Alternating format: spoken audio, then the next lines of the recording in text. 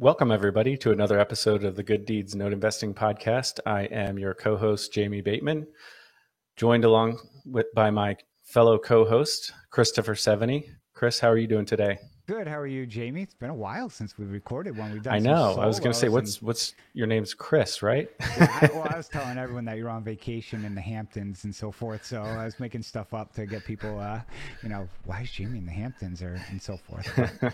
So we were in Greenwich, Connecticut, but that was only for a weekend, and I personally wouldn't call it a vacation, but it's good to get away. Yeah, they don't let me drive through Greenwich, so I'm not. No. So just don't meet I don't meet the net worth requirements. Yeah, I don't meet the net worth requirements. Yeah, it is a different world up there, that's for sure. But yeah, I feel like it's been forever since you and I have recorded a podcast. Yeah. So with that being said, kind of let's roll into, what's been happening, what you got going on. There's so many different things I could talk about here. Man, I don't know. I've got a bunch of deals kind of looking like they're going to be exiting soon. We'll see, which is good. I just can't believe the year's half over already. So, what do you want to talk about? The blight issue. Yeah, what happened with that house with all the mattresses? I'm curious. She says she'll have it. Apparently, she rented a commercial dumpster, and she'll have it fully cleaned up by this weekend. That's yeah, exactly. For those just listening, exactly. I just did a big sigh to hold my breath because I wouldn't hold my breath on that one.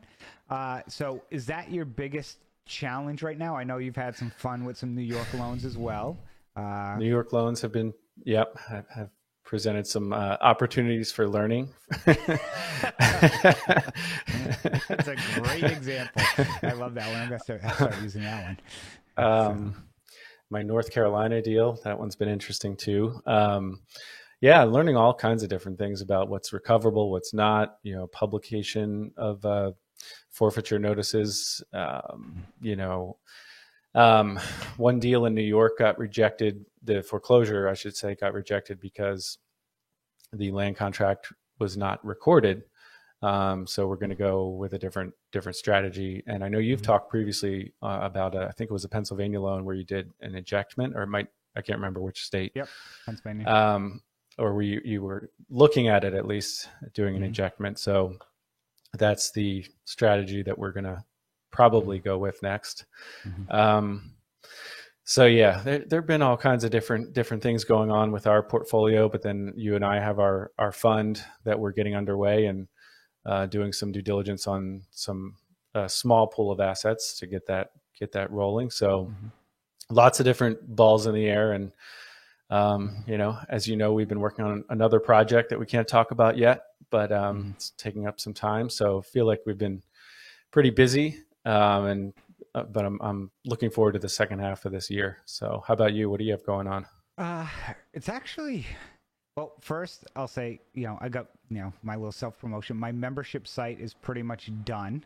So I'm in testing right now on that to be like, okay, you sign up for this. Does the money process? Do you get, because there's two different access levels. So it's like, okay, you get access 1 or access 2 to make sure, all that stuff works. So that's in the final throws. I had a few tweaks on my calculator I needed to make as well. So I got those resolved. So pretty much, 99% there. I'm going to, some point, we're recording this right now, the end of June, but, early July, I want to get people, fully testing it for a few weeks to a month. And then I think my goal right now is August 1st to kind of open it up live for everyone. So that's one project. Like I said, we've got another project we're working on from another standpoint that has been it's a lot of nuisance work and grind and waiting on things from that perspective. And then from the note space, honestly, it's been, I don't want to say, it's been a little uneventful, I guess. Some of the, COVID relief stuff has been, just a waiting game. I know next week I've got probably a half dozen assets in Maryland that we can continue to move on.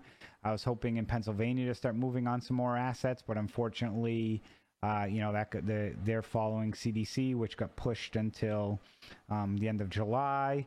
which I don't know if people also saw, but the Supreme Court came out and basically really didn't take the case. They essentially said, they're not going to shut down the moratorium, but I think it was a 5-4 decision. But Kavanaugh mentioned that if it goes past July 31st, they're going to open it back up. Basically, I think my consensus of quickly reviewing it was we don't agree with it, but for another month, it's not worth the aggravation probably to not extend it for at least one more month. It's been this long, but I think it goes after that. We might see some stuff. But yeah, I mean, it hasn't been, a lot of transfers been going on for those out there. Allied Servicing noted that in Pennsylvania, they're not servicing loans anymore. So I had like 30 loans with them that are getting transferred, and the transfers, some of them been lines of credit. So it's been a struggle on transfers, I'd say, recently. And then, of course, Michigan as well, that they're not servicing. So that's been a lot more time I've had to spend on stuff like that than on some of the regular note management stuff. But again, I've got one fund closing out, so we're going to be putting assets out for sale. I still got about 80 assets in that fund that I need to close out. We've got the Integrity, which we've launched as well, so that's moving full steam ahead, as well as kind of everything else. And by the way, I have a new summer job. I got volunteered to be a basketball coach for my son's team, so I'm also coaching basketball in my free time. Yeah, you needed something else to. Yeah, I needed something else to. I mean, once I finished grad school, it's kind of like twiddling my thumbs on what to do. I actually do have after this other venture, I've got kind of in the works. I do have another one after that I want to kind of roll into. It kind of spins off of that one. It's something that just an idea that popped in my head at like 1 o'clock in the morning. I'm like, I need to do this because nobody else is, and I think it would be an added value benefit to the note space. So we'll see. You no shortage of ideas going on over there. That's for sure. I've always got lots of ideas. Just half of them. The question is, I always have to run them by Brian Gallagher, our attorney, because probably 80% of them, like, yeah, you can't do that. But the ones I can do have been done well. Yeah. So I'm out of air, but. I was going to say, today's episode, we were actually, speaking of funds, we were going to talk about, starting a fund, what's involved, what is a fund, because a lot of people kind of don't even, I think, understand what a fund is, the different types of funds, which we'll talk about briefly between the 506B and 506C, but a lot of the setup and everything is very similar from that perspective. So wanted to start with that. And Jamie, I know with Integrity, it's your first fund, so I'll kind of let you start with kind of explaining in your own words what a fund is. Yeah, I mean, in my own words, a fund is a pool of money from different investors. And specifically with the note fund, it's to go out and buy notes. So we, in our case, the Integrity Mortgage Note Fund, we opened up an LLC, you and I did, and each investor puts in a certain amount of money, and we pool that money together, and they own a security or multiple securities, I guess, and they own a portion of that company, and that company will go out and buy assets. So it's a way to pool together passive investor money to go out and buy notes, and that can take on many different forms. And so you get the benefit of, I guess, economies of scale. You and I may be able to buy assets at a better price point than the individual investor may be able to with, say, $25,000. If we're working with 1 to 2 million, we may get better pricing, and then just the economies of just working the systems that we've already got in place. And so there are a lot of benefits to going the fund route. So I'm getting a little bit ahead of myself, but that's kind of the basic, basic elements of a fund. What would you add to that? One thing I just want to correct, you mentioned they invest in a security. They're actually investing in shares. So I just want to, Okay. because we are, we filed. Well, that's true. It's an exemption, right? Yeah, we're exempt. So I'll kind of step back a little bit further. So most people, when they get in the note space, if they raise money, they look to do JV partners, which is a mono, e-mono, one-on-one type of deal where they have an LLC or investment that they invest with you, and kind of you issue a joint venture agreement. From that perspective. And then that's one investor for one deal, or it should be. With a fund, it's basically, like you said, we start an LLC and we have a goal of, let's say we have a goal of raising $5 million. So we have available, it's $1,000 per share to keep it easy. So you have available up to like 5,000 shares. So Jamie may buy 25 shares. I may buy 25 shares, which you're buying shares into that LLC, which at the end of the day, if we sell, if Jamie had 25 shares and we sold $1 million worth, Jamie's got 4% of the proceeds, or 4% ownership in that entity as a member, but not as a manager. And that's one of the things that's a little different is, Jamie invests in that fund, or an investor invests. They're just a member, not a manager, and the manager, is the one who operates it. It's predicated by an operating agreement, just like your LLC is. And the big difference I see is, you have to register as an exemption with the SEC, whether it's a 506B or 506C.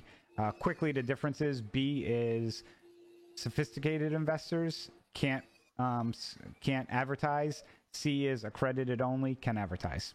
Long story short, there's other nuances, but don't want to get into those. And those are both Regulation D, and you can get into Regulation A and different, Yeah. Now, technically, in a 506C, you don't need a PPM, but you put one together because nobody would invest if you didn't have one anyways, which is called a private placement memorandum, which is a document that outlines, again, goes with the operating agreement, which is how you operate the company. The PPM also outlines basically what the investment is, how you're investing, and a lot of information for the investor as well. By the way, we're not attorneys. We're not attorneys. We're not accountants, bookkeepers, any of that good stuff. We'll throw that caveat out there. So, Jamie, do you recall what it roughly costs to start a fund? Actually, I'll let you field that one. Okay. I would tell people estimate around 10 grand. Could come in. I would say 5 to 10 grand. Yeah. 5's a little light. One of the big things about it, though, as well as the time it takes, is the attorney will put everything together that makes keeps you compliant, but the physical terms are stuff that you have to include, you as the sponsor. He's not going to tell you how much you're paying. Your attorney's not going to tell you, are you giving a preferred return? How are you splitting profit? Is there clawback? Can they reinvest their interest? How long is the fund? How often are you issuing distributions? How is the if there's a management fee, how is that calculated? The attorney doesn't tell you any of that. That's all stuff that you have to tell them. So depending on how quickly you can turn that stuff around is important to understand the framework of putting together a fund. Yeah, I think basically your attorney is going to tell you what you can and can't do, and then it's up to you to figure out what you actually want to do within those guidelines. Correct. And I mean, in our case, you had worked with Brian Gallagher several times before, so we made some adjustments, and our fund is unique to your other funds, but in a lot of ways, some of the kind of the building blocks were already in place. Yeah, I mean, the way you manage it is the same, essentially. You go out, you buy assets, I manage them the same. The only difference is really on the bookkeeping end of things. A few things may be a little different here and there from that perspective. But, I just, the way, you manage your assets the same. And one of the benefits, I'd say, for investors who have a note business, who have like 10 JV deals is, if you're doing your JV deals right and you're actually reporting on a monthly basis to the investor and providing, or quarterly, whatever it is, and providing them their dividends or however you're paying them. If you're doing that right, it's everyone is like a separate entity where you have to provide different reports for different people. In a fund, it's basically one report that you provide about here's the status of the fund, which is much simpler, and it's easier to scale. Would you agree with that?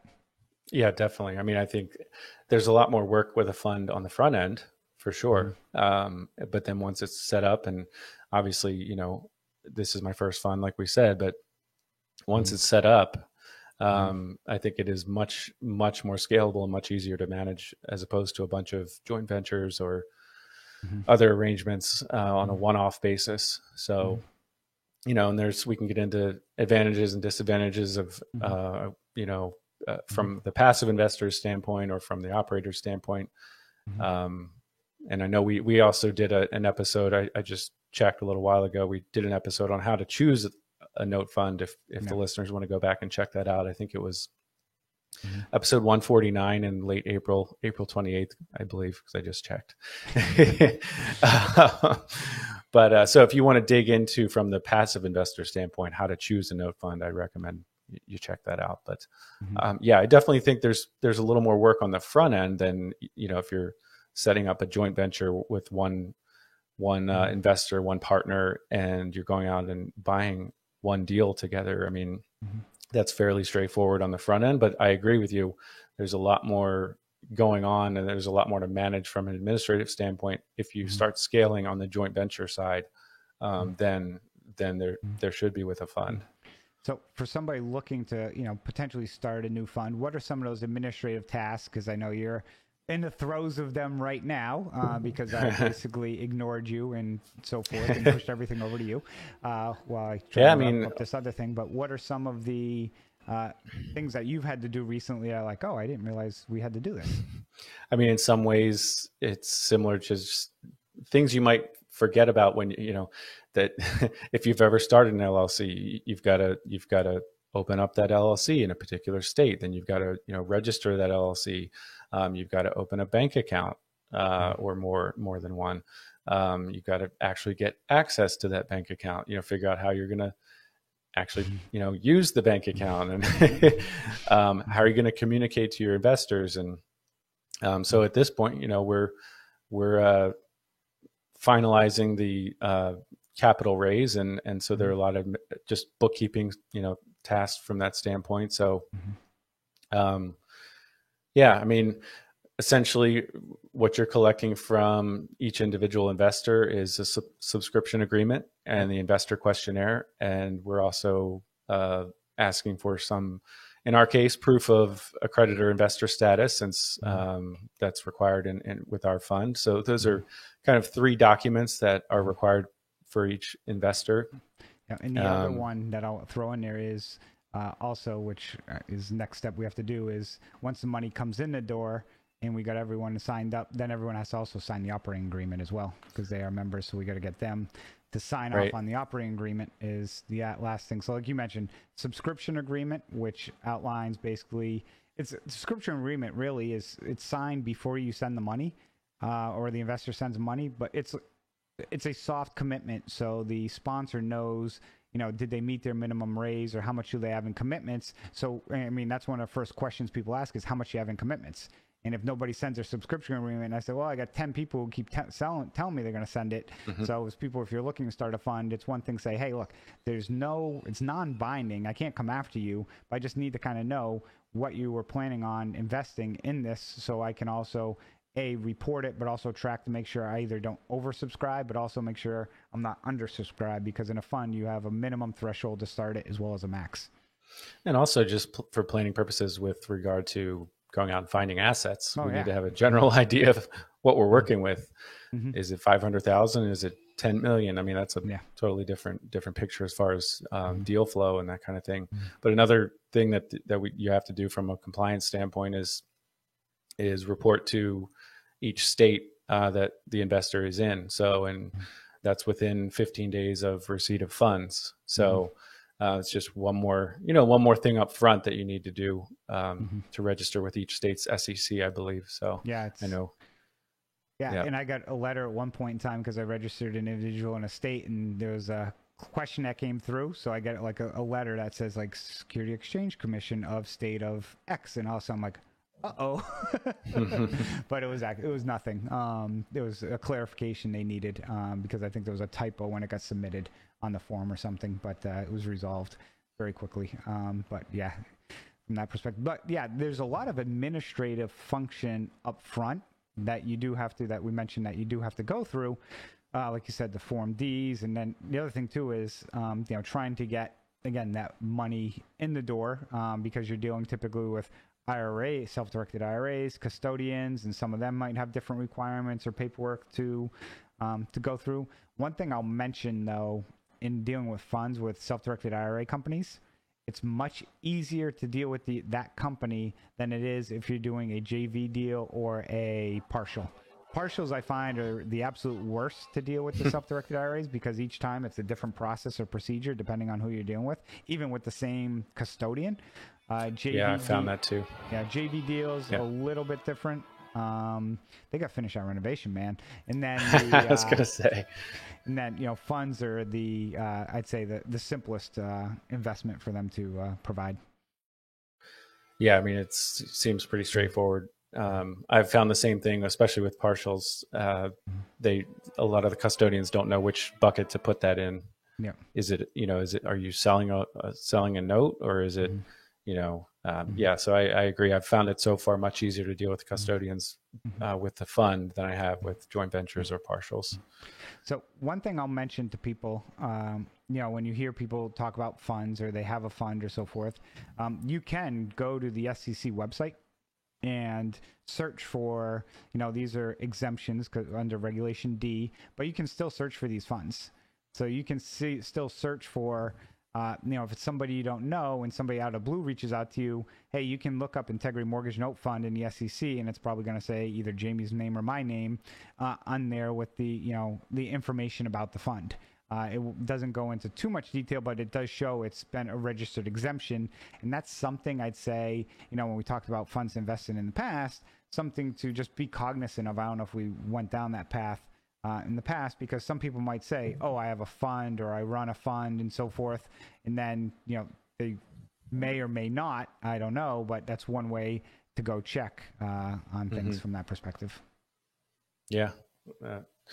That's a good point. Yeah, you do hear that term thrown around a lot, fund, or what does that mean? In our case, we're talking about a registered fund. Yeah, yeah. Well, I run a hedge fund. Well, a hedge fund and notes, for me, if somebody says you run a hedge fund is actually a fund that hedges money, so it actually borrows money.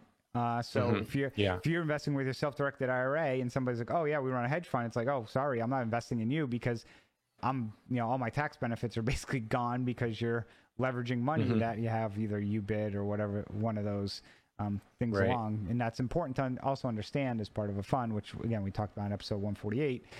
Do they raise money or do they borrow money, not borrow money, and so forth. But so, that's interesting. Some standpoints of the fund, because I think, from a startup, I kind of agree. When I started my first fund, it was a lot of work. And, most people, I think, forget the amount. And I'll be honest with you, didn't have to go through this as much because we tailored this somewhat off of some of the ones that I have done in the past. But coming up with all the business terms, there's a lot of them. I mean, are you using accrual-based or cash-based accounting procedures? That's one of the questions that, and I'm like, and I think, I left the option open to, choose one, but we can always alter it. You have to put in who's doing your CPA, who's your books being done by in there. And that stuff you should already have, but, just the waterfall or how are you splitting profit, the length of the fund, your management fee. There's so many little nuances. If something were to happen to the sponsor, how is it resolved? Can they overthrow the sponsor? Typically, there's language in there for that. There's a lot of information in a PPM and an operating agreement that goes into a fund. So, if you were doing your first fund, Jamie, what would you think from a timing perspective of in advance? If today you were doing your first fund, say, I'm going to reach out to an attorney today to start my first fund, when do you think you would be able to physically first start raising and then close it? What do you think? I, 3 to 6 months, honestly. I mean, you could do it faster, but I think to do it right, if it's your first fund, yeah, like you said, I mean, this is maybe your fifth fund or something. So there was maybe I don't know how many funds you've run, but it was a little bit shorter from my perspective than it would have been. I mean, we still had some back and forth, and we did tweak some things, and it was still a process for sure. And I would say for us, it probably did take, I don't know, several months to actually get it kind of up and running. So if I were doing this on my own, honestly, I'd say 4 or 5 months realistically to get it kind of up and running. Yeah. Before I start advertising it.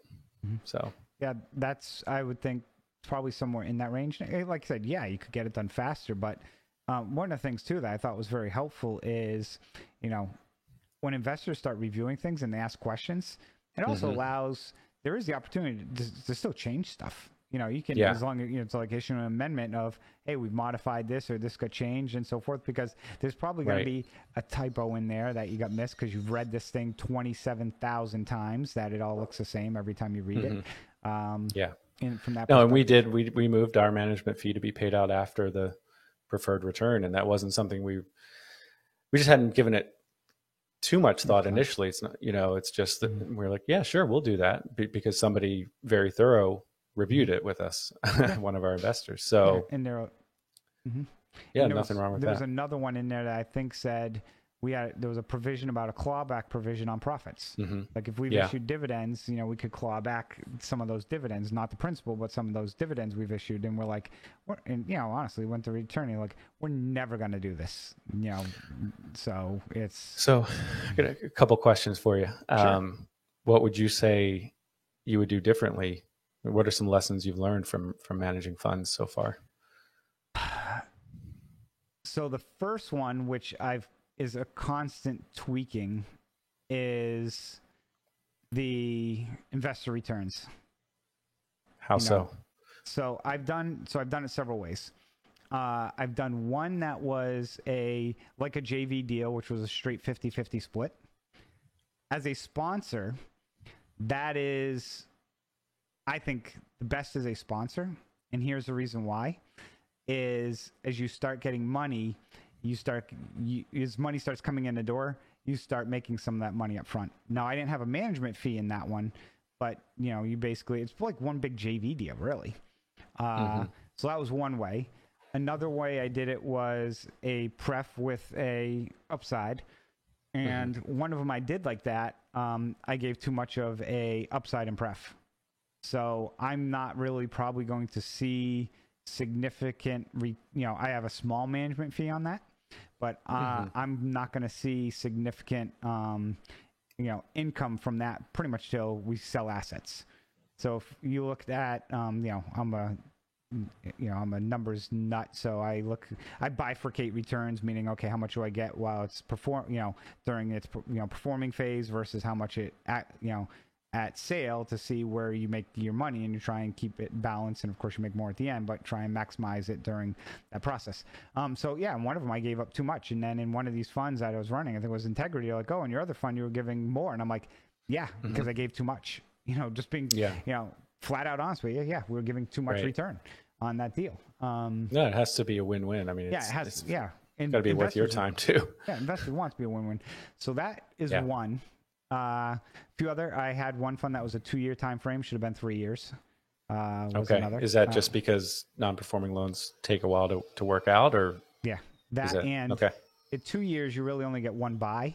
You can buy assets, and it's tough to flip assets in 12 months and then another 12, whereas assets take 12 to 18 months. So, plus the thing that you got to remember is you launch this fund day one. You don't have assets under management day one. You have assets under management, if you're lucky, in day 30, most likely day 60 to 90. So you're already 3 months in. So all of a sudden I only have 15 months left, or 21 months left. So it's very difficult to get 2 rounds in. So that was another.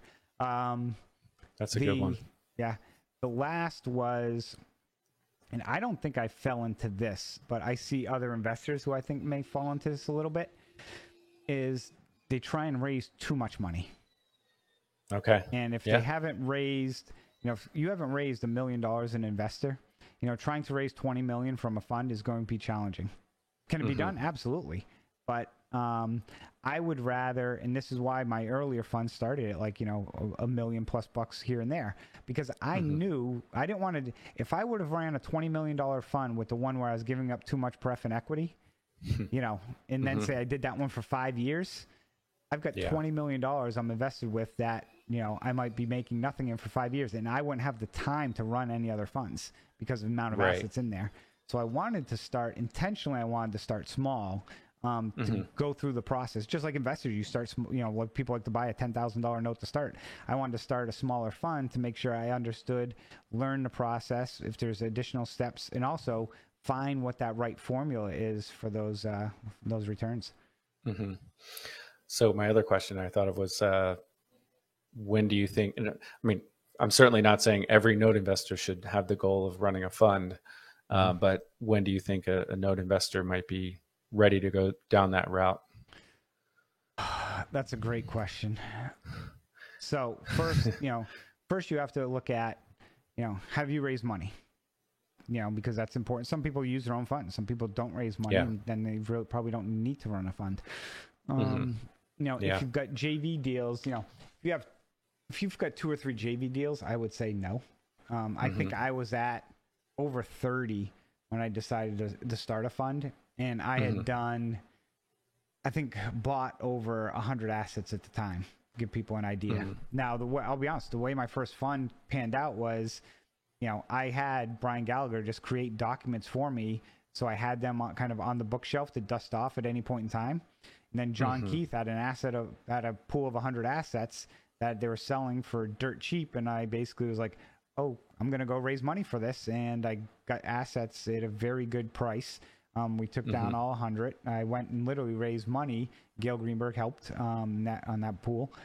We raised money in like 2 weeks. We raised $1 million in like 2 weeks. Went out and bought this pool, and then manage it from them, and that's the one that's closing at this point in time, and so forth. But I think it's something every investor needs to figure out for themselves. And I would say honestly, just based on my experience, I wouldn't recommend most investors go down this path.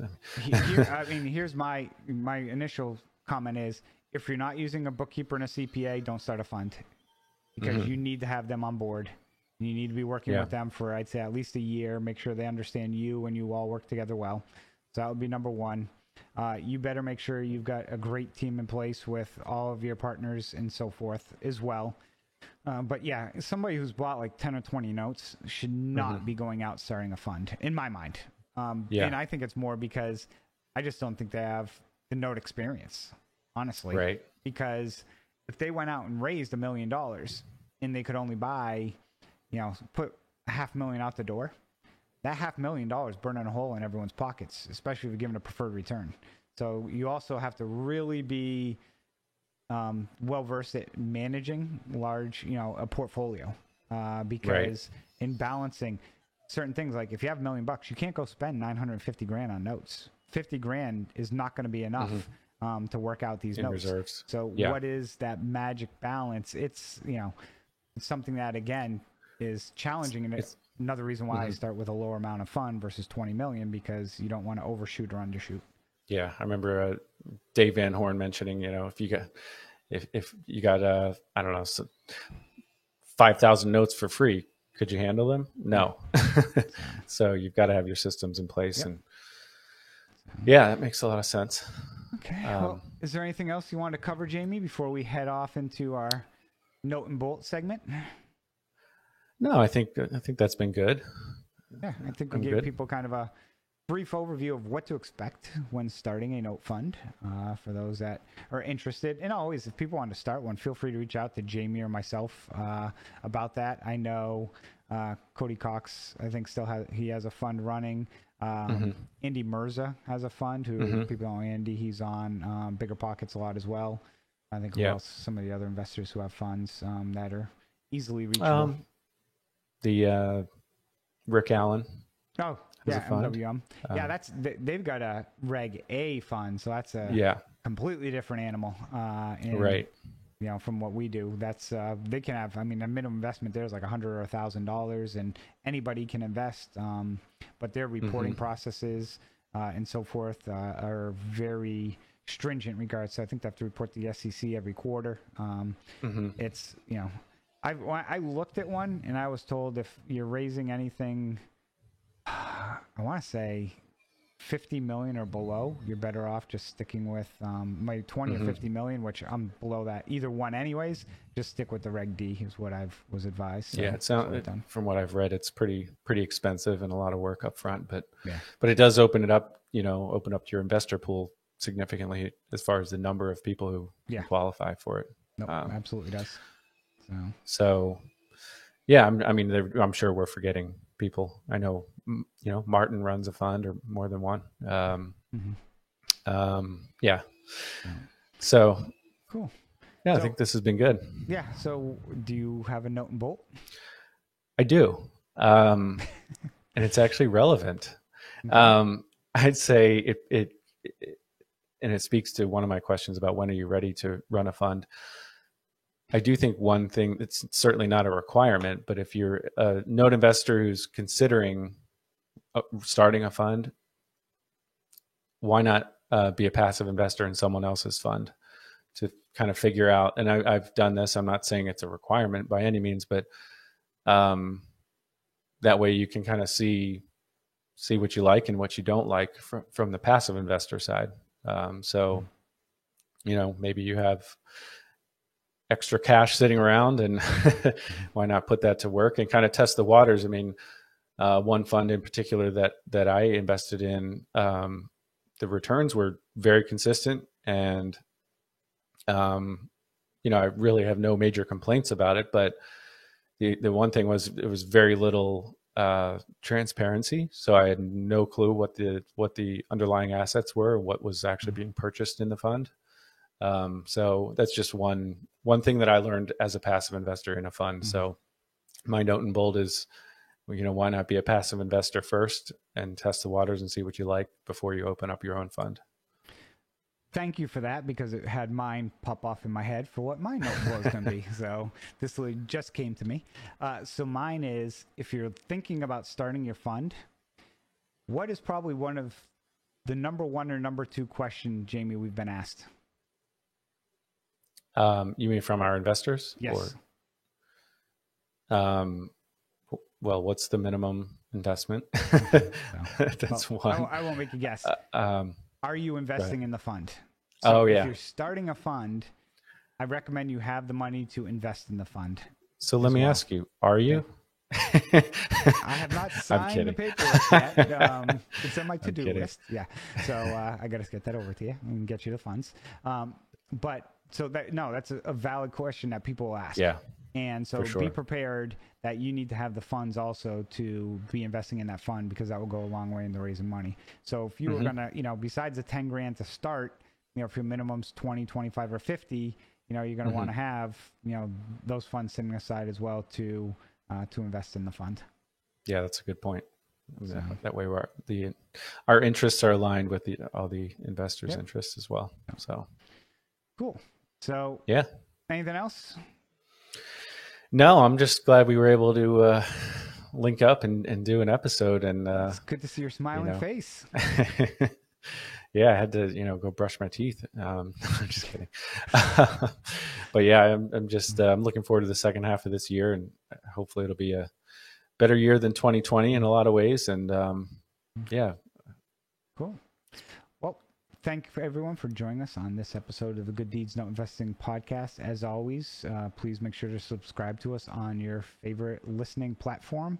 And as always, go out and do some good deeds. Thank you, everyone.